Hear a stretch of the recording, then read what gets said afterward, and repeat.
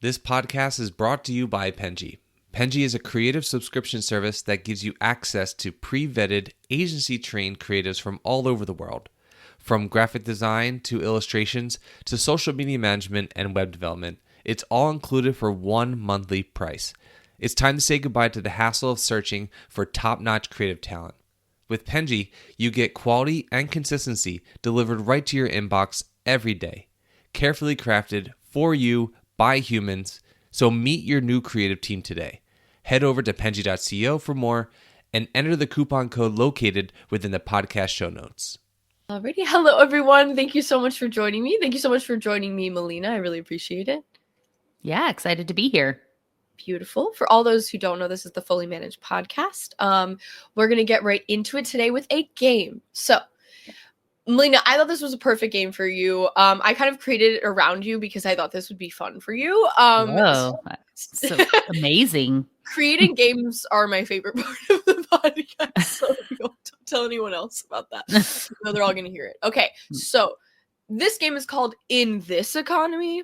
And so the premise of the game is, so your whole brand is founded upon behavioral economics. I thought this would be a great game of, I'd like to run some things by you that used to be popular in the US and get your opinion on if they came back today, if they'd be successful.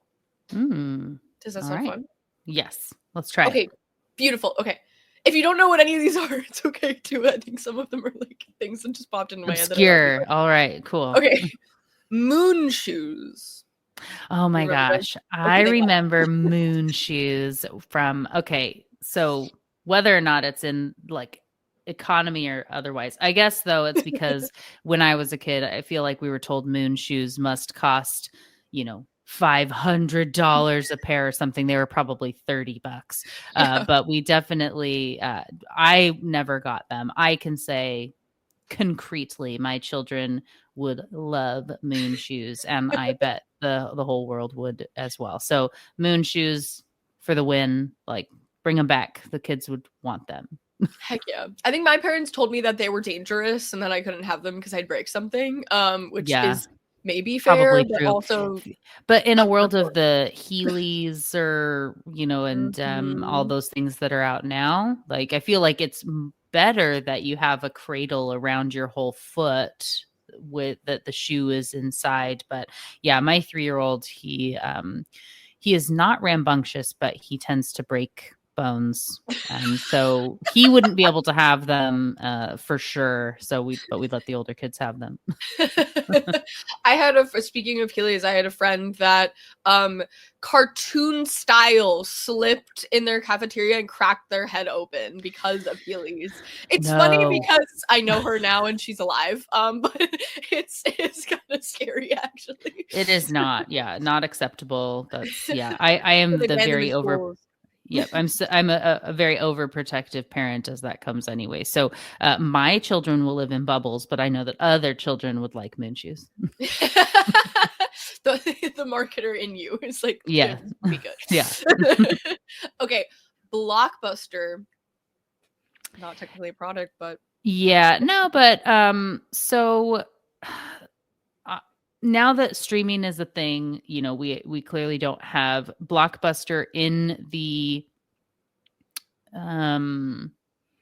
like overly like one on every corner sort of approach, which of course there weren't that many, right? But every city had at least one, right? That they were all over the place. And that was you go do, I remember as a kid and it was like Friday night we get to go to Blockbuster and we want to get there early to try to get the good movie before we have to get something old again, whatever. And so I think that now that you can stream, you don't need that in the same way. However, I do think it's so interesting that there could be like if you build it around the experience of being able to have a special night that's a little bit nostalgic and you get to go pick something together and you get the popcorn. Like I would have it set up that you have, some version of a membership and you get to go pick your movie and maybe they pop the popcorn there for you. That's part of it. And you get the bucket like you were going to go to a movie, but you get to either bring it home and snuggle up, or they maybe have a, kind of like they do the karaoke with this one room, like you get your own individual Yeah. karaoke room. You could maybe have where you get to go stream, your own movie as a family or before the sleepover or whatever. They're on site with popcorn and candy or something. I think there could be a revamped real life sort of experience that comes around something like a Blockbuster that could work, but you wouldn't have as many. And I think just to note even that I find it fascinating that albums that come out now have records that you can get, like the record from the new Taylor Swift, and like, why is that even a thing that anyone makes? But people want to go get the record of them. So yep, but it's not vintage, right? It's brand new. It's brand new, but it's the feel of vintage, right? People love that. Right. So with that, I think that there is a market in a different way. I definitely agree. I think that if you sold the experience, I think it would be so successful. If anything, I wish that they would do that. I also think that physical media is coming back a little bit. Yeah. Because I think people started to get concerned with some of their favorite things aren't attached to a streaming service, so they're gone forever. Like they're in this weird limbo.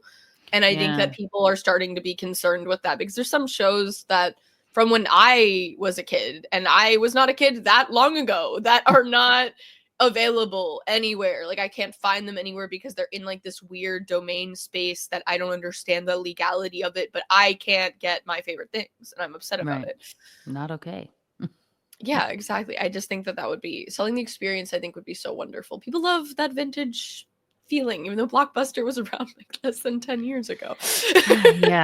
Yep. Nostalgia. That's as we get older. I remember the first where it's like seeing that a show that I liked when I was a kid that's now on Nick at Night, which like I don't know if Nick at Night is still a thing, right? But like when I was a kid, Nick at Night was like Bewitched, right? I mean, super old.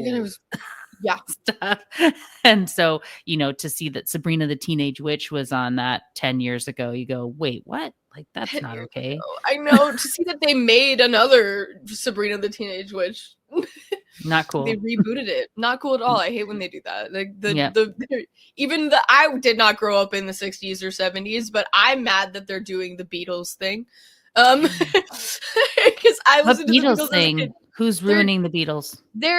They're making a what is it called? I always forget what it's called. But they're making a show about the Beatles, and it's so funny because they have heartthrobs that are actors now that are going to play the Beatles, and I'm like, I understand that because they were heartthrobs at their time, even though now I think debatably all of us would think that they were not attractive, like in this day and age. Maybe that's rude. But they have like Barry Keoghan from things that I can't remember, but you might know him. The guy in The Bear that I can't remember, Lip from Shameless. I can't remember anyone's names. I can only make references. And that other guy, and then there's this guy. They're but they're all like attractive for us now, or the select group of people. It depends on your taste, but they're not. They don't look like the Beatles. Like they don't. They're just guys. Resonate. So yeah. Interesting.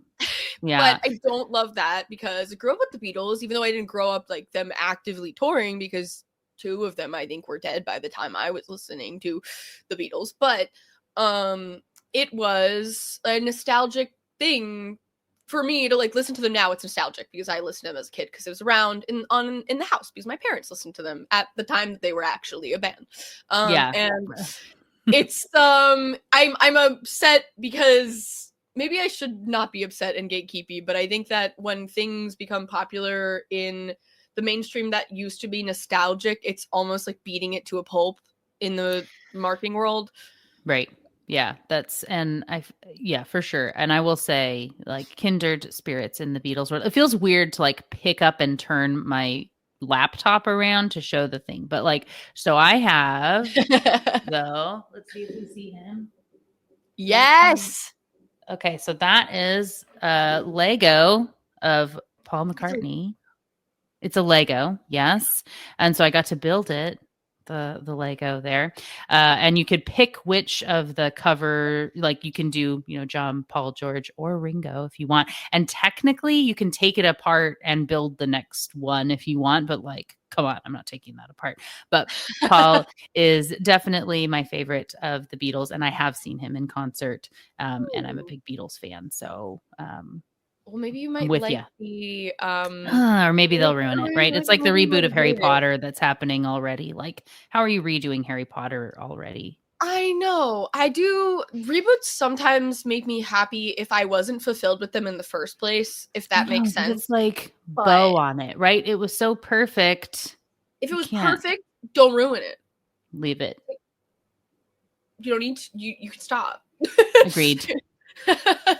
Okay, well, we have had a wonderful conversation so far, but this is about you and not about the Beatles. So I I want to get into talking about the Brainy business. I think this is really cool and an interesting concept that I haven't really gotten to delve into. So, and the foundation of it behind behavioral economics, I think, is something that's so cool because I love psychology in the business world, and I think it's Mm. something that should be talked about more and should be actively acknowledged because it's something that's so present. Like, people understanding people is how you're successful in this kind of world. So, one, I would love to learn what inspired you to establish this business. Also introduce yourself, tell us what you're doing today. And what was your kind of, did you have a vision for this business when you started it? Or if you did, what was it? Or what did it kind of become in the process? Yeah. So, hi, I'm Melina. And in addition to loving the Beatles and moon shoes, apparently, who knew? I am, I'm founder and CEO of a company that's called the Brainy Business. And my work is in applied behavioral economics.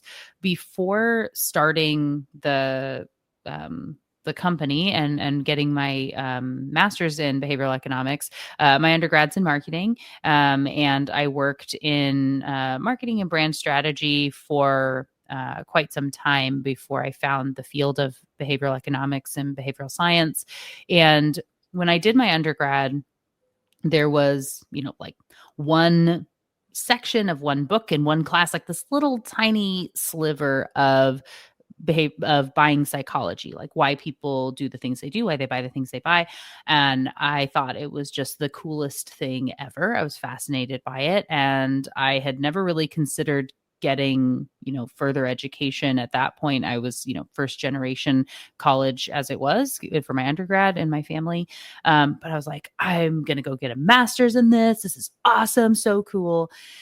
And I spent 10 years about calling universities that said, like, that's not a thing. It's not a program. It doesn't exist. Like, sorry. Right. And so I went into industry and was working. I had worked in an advertising agency, had founded a different business, and then ended up working and running a marketing department at a financial institution. And while I was there, got introduced to some people from what's called the Center for Advanced Hindsight at Duke University. And that is their behavioral economics team. And they were talking about the work and the research that they were doing. And I realized that was, what I had been looking for. So they let me know it was called behavioral economics. I found myself a master's program, though there were definitely not very many at that time, but at least I knew what to look for. And while there are more programs now, there are still, not as many as you would expect. It's not just like you get a degree in business or marketing, right? But there are more of them coming around.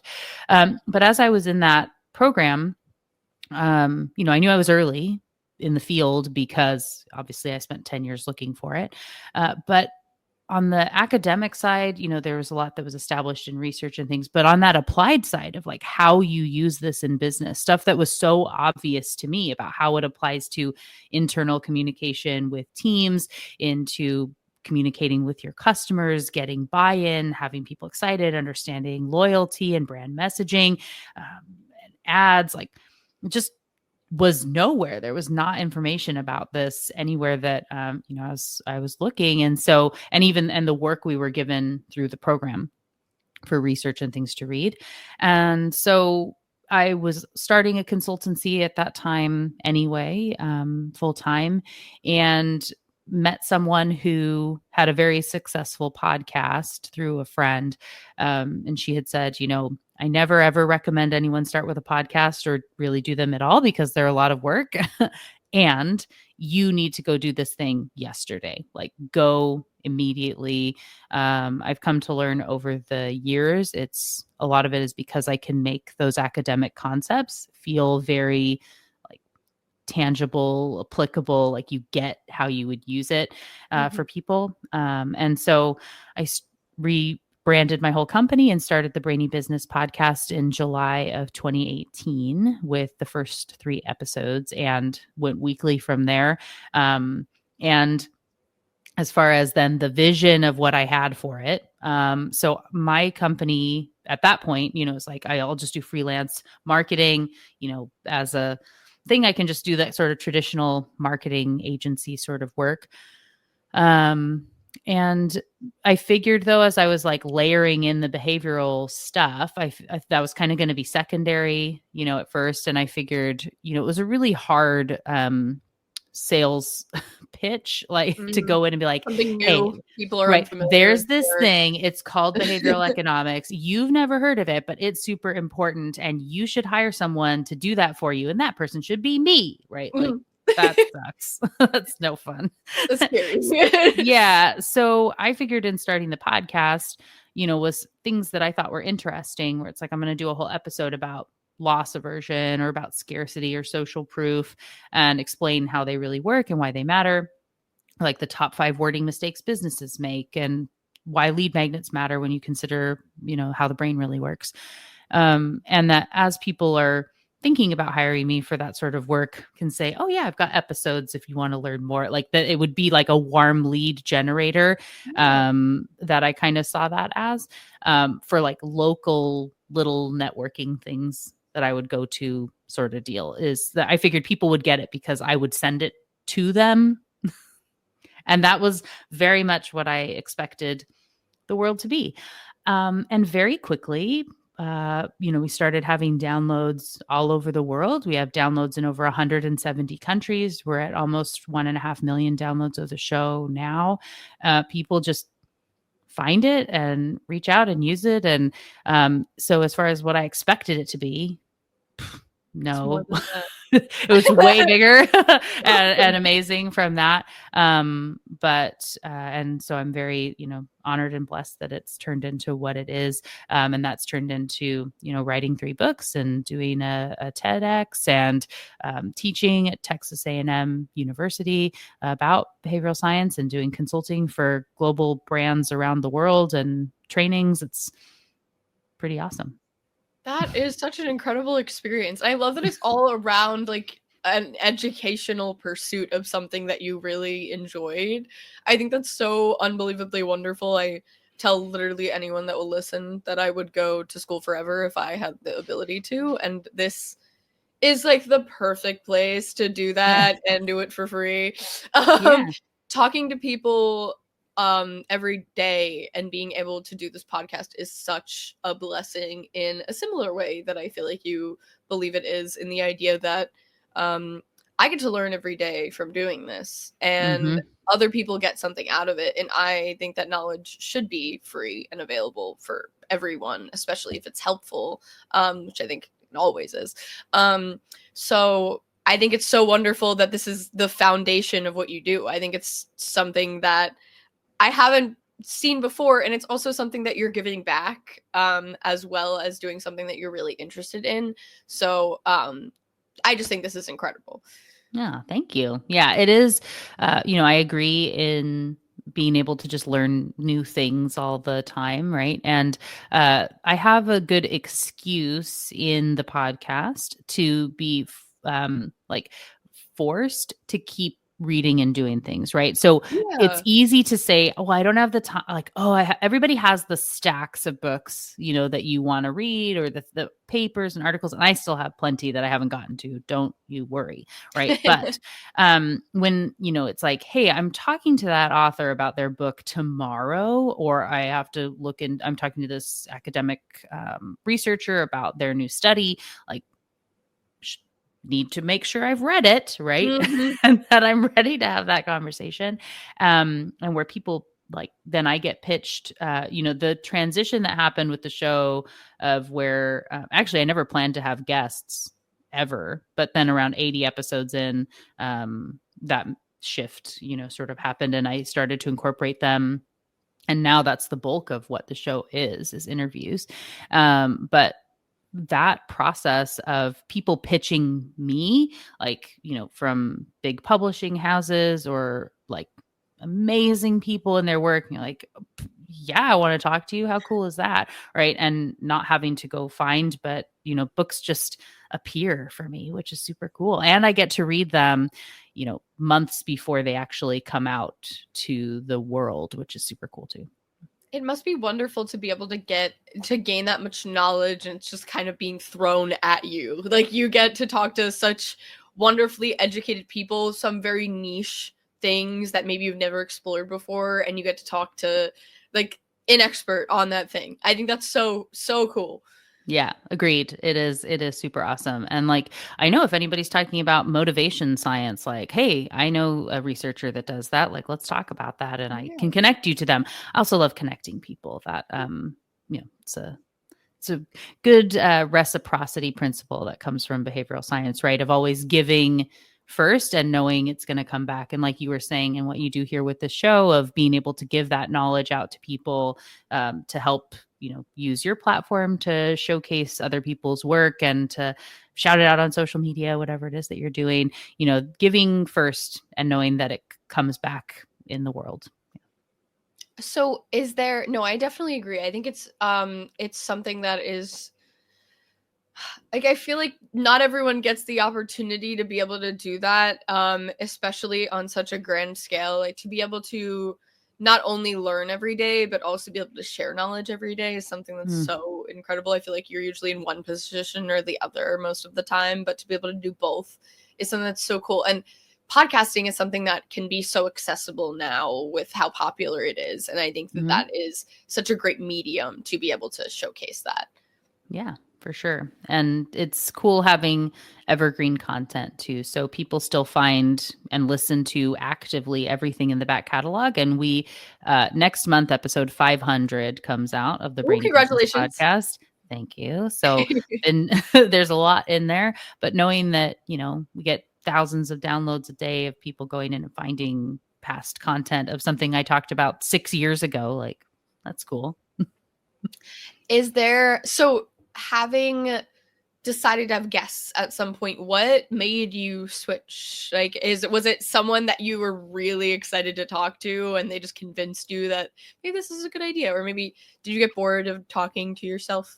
Yeah. The thing about solo episodes, so knowing that, potentially with who's listening, if people are thinking about starting a podcast and whatever else, right? But like, they are a lot of work. And if you do stuff with solo episodes, and so people will say all the time, like, you can have an amazing podcast in just 1 hour per month or, whatever, and you get all this content. Like, so if you don't do any prep for anything and you don't really pay attention to it and you don't think about how much time it's going to take, it's probably not going to do very well. And it's like a waste of time, right? So whatever you want to do, whether that's being really invested in great social media, like you want to pick a platform for something, and you're going to use, Penji to create amazing art and use that team, right, for you to help really showcase you across all your social channels, right?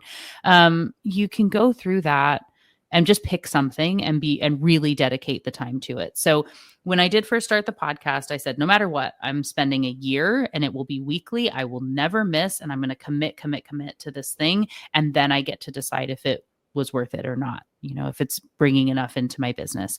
And it was solo episodes. It's me talking, prep for those and recording and doing the research and everything. I was spending 8 to 10 hours a week on average, just creating the show, because it's me doing it, writing the scripts, getting them, recording them. And I used a separate editing team that was doing that's not editing. That's not me creating social stuff to share. That's just writing and researching them. And so like a ton of my time going into creating a solid show. And so one reason that I continue to do interviews is because they do take less time, though I'm reading books. So it's a little bit more, it's more passive than, Yeah, of course. in the other way of research. So the reason though I made that transition was, there was a key moment, like I said, around that 80th episode, where I got 3 different people that pitched me at the same time. And this was this like random, like, whoa, I'm getting some cool pitches. And so one of them was, his name is Roger Dooley. He wrote a book called Friction. He writes for another Brainfluence, and he's got Brainfluence podcast. He's super amazing, awesome. He actually ended up writing the foreword for my first book. Oh. Nir Eyal, who wrote Hooked and Indistractable, who was also amazing, super awesome. Like I got a pitch for him to come talk about Indistractable. And then also Scott Miller, who at that time was EVP of thought leadership at Franklin Covey, that had a book coming out. And so these 3 pitches came in like the same week that they all came through. And I thought, I mean... Sounds kind of fun. Feels like there's goodness in these conversations and good connections and things to be able to be made, and like, why not try it out? And so originally I'd said it's like 1 interview a month, and then I have 3, so it's like 1 interview, then 3 solo episodes, and then the next interview. And so I did that for a while. And then like more amazing opportunities are coming in for people to interview. And so I'm like, okay, every other one, or like within I could do 2 in a month, and that's okay. The podcast process changes as the demand and everything changes. I completely understand. Yeah. And so, the show has evolved over the years from all sorts of different things that I've changed, including we actually have 2 episodes a week now, because we refresh an episode from the back catalog. And I do a new intro outro for it. But with 500 episodes, there's a lot of like, episode 127, like, kind of is going to get lost in the shuffle. Yeah. So you can refresh those and bring them back with a new light for them. And people are discovering them for the first time. And so, that's been, really valuable, and a way to showcase past times where it's me as a solo full episode, or, interviews too. But yeah, it's been a fun journey. And I would say, for anybody that is thinking about what their business can be and what you're doing here, to know that have some goals in mind, of course, but be flexible with how you're going to get there, and don't get so stuck in the, like, I've always done it this way and this is what people will expect, and so I can't change it. Like, you can let go of some things, you can shift things, you can try something else. But if you never stop doing something or never try something new, you don't know how much better it could be, and what you could dedicate to those other things that could be even better than you ever thought.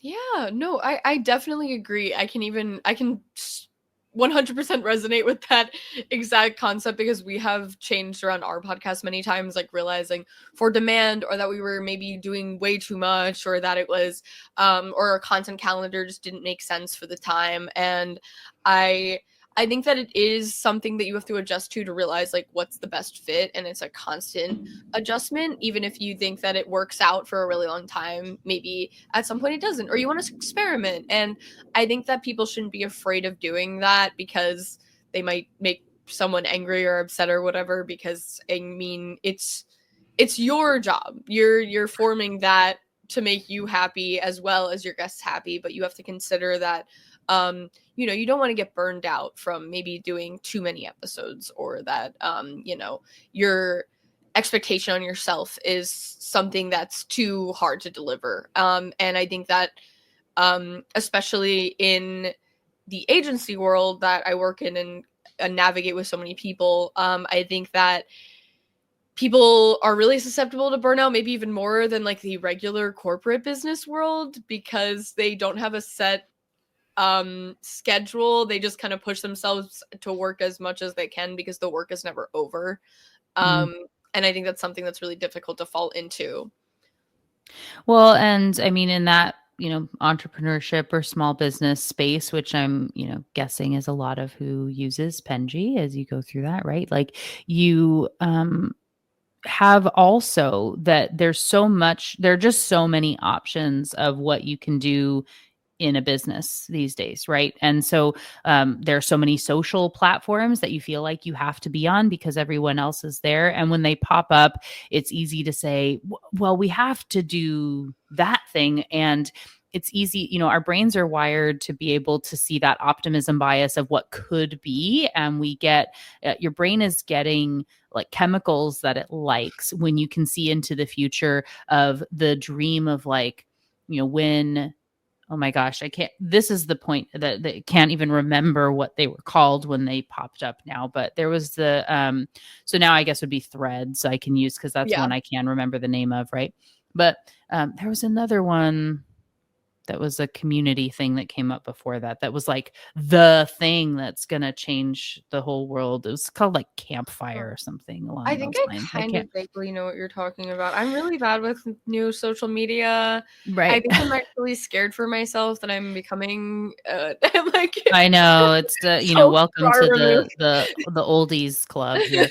But so like with Threads, right? And I know I was in the same thing. It's like, okay, this is the brand new thing. And like whomever's going to be like, I can now win on Threads and be like what so-and-so is to TikTok or what this person is on for YouTube or whatever. Like if you get in early and like are really there, you can like win and be the one that's going to get brand deals or whatever else, right?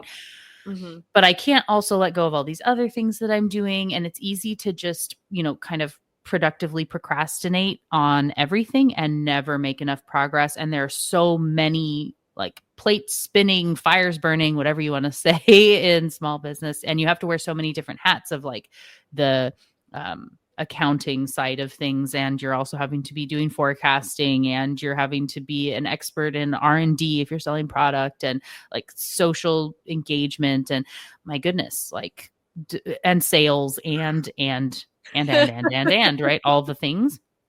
And so if you're trying all of that and then it feels like you can't stop being on Pinterest or whatever because or can't give up on posting to Threads every week because you've been there, even though your 4 followers are going to be super bummed that you're not there anymore.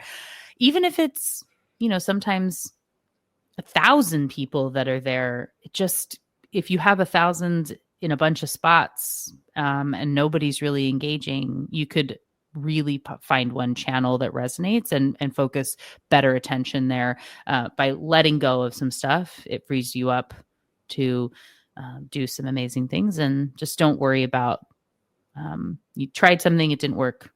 Actually be done with it and move forward. Yeah, I think that experimenting is something that's really important in this space. I don't think that people should be too afraid of it. Just because something doesn't work out, that's okay. I mean, like there's probably a too experimental, I'm sure, is to the point of risk. But I think that it's also something that you even said it before of like if you don't try something, then you have no idea if it's going to be better than what you're doing now, even if what you're doing now seems to be working out. Like you don't know how much better it could be. If you're satisfied with that, I think it's also to know when you're satisfied and happy with where you're at is a good place to be as well, because I think that shouldn't be a worry of like, where can I go next if what you're doing right now is good? Because I think that's where people get burned out, even if they're doing something that they love, because that's like, you need to know your boundaries too of like, am I happy in this space? Do I feel like I should be doing more because the expectation other people have on me, or because I truly think I could be doing better or more in this space? And that's a really difficult thing for people to navigate, especially if they have an entrepreneurial mindset or they're just a really hard worker. So if they feel like they can do more than they should, oftentimes. Yeah. Well, and that's, advice I give to people, because I have people reach out all the time and ask about, like, I'm thinking about doing something like writing a book, starting a podcast, starting like jumping out of my corporate job. Like, how did you do those things? And, what sort of advice do you have? And like, I think as you build whatever you're going to be doing, just be thinking about, if it's 5 years from now and you've made it, You're like living the dream. Things are awesome. It's epic. You've done it.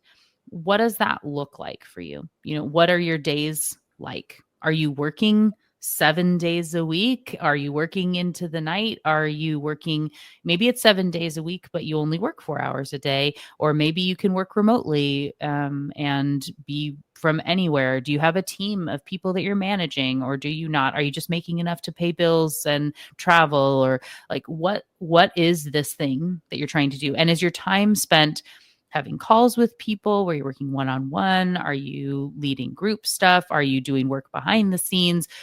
Like, are you actually designing things, or are you never wanting to do that and you want to, or are you on social, like whatever it is, right? Like, what's the thing where you're like, yes, this is it, and I've made it, and my time is like that. Make sure whatever you're building and doing now is on the path to making that thing possible, right? There's more stuff you have to do in the beginning than what is going to be the dream for you. But if you're not building it for those things to be handed off to other people, whether it's people you hire or partners that you work with, or external stuff you hire out, if you're not building for that space, you're just never going to get there, because it's so easy to keep doing the same junk every day, and things that aren't lighting you up, that you don't love to do. And that's where you get really burnt out, and you don't want to keep doing it. And then things get into this really vicious cycle of you're not showing up and you don't do the work, and you don't love it, and people can tell and they don't want to work with you. And then your selling gets less confident, and like all these things, it just is a downward trajectory. Or maybe it's successful and you just hate it. And some people are really good at something that they hate. And that sucks. Don't do that, right? Like, especially if you start a business, I think you should at least like it, right? And enjoy doing that work, or it's in that built to sell, right? You know that you're ramping it up to sell it in 5 years, and that can, that's good too, right? But know what it's going to do for you, and then find, partners as makes sense, or whatever that is. So that's like I said with the podcast, I've never done my own editing ever. And it's like, I could have figured it out. I have a background in marketing. I've done some stuff, with it.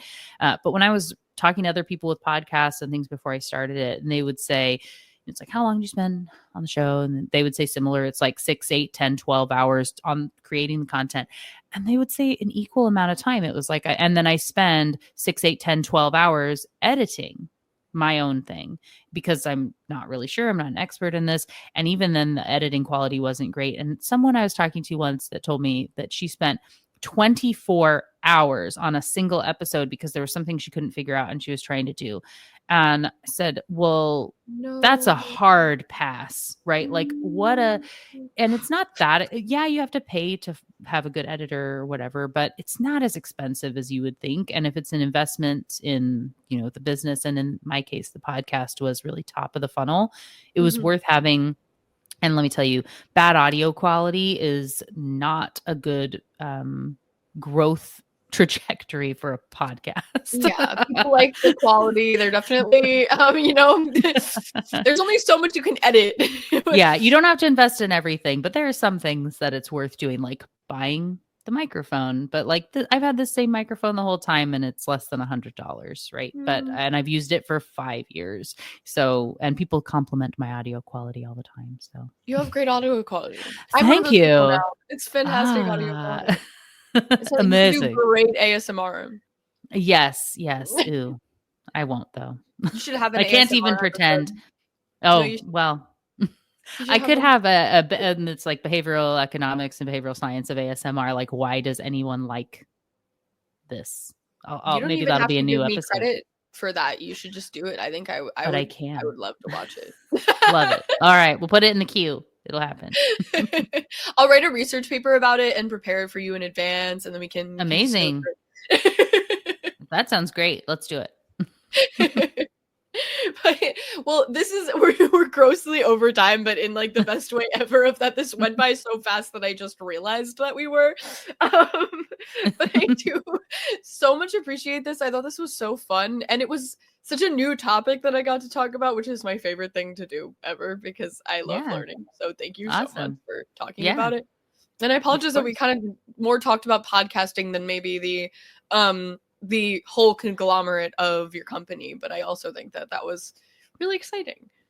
Yeah, well, no worries. And not sure if this is it's often a next question or whatever, but for people that do want to learn more about what the Brainy Business is and does and the type of content and that I work on, just go to thebrainybusiness.com. We have information on the podcast, my books, consulting, speaking. You can sign up for our newsletter to get regular tips from me. Like you, love to be helping others to learn and grow in all types of businesses. And we share a lot of content to help you do that. Please do. And that'll also be in the description. So check that out as well. You can easily get there. Thank you so much again, Melina, for joining me today. This is absolutely wonderful. Thank you for sharing a new world to me. I'm really excited to get more involved in it. And I love the access to knowledge that you're providing. It's something that I really love. So thank you so much for joining me today. I really appreciate it again. You've been listening to Fully Managed, brought to you by Penji. Check out the show notes to learn more about today's guest, and to learn more about Penji, the human-first creative subscription service, head over to penji.co. And by the way, if you're still listening, it would mean the absolute world to us if you were to share this podcast with a friend, and of course, subscribe.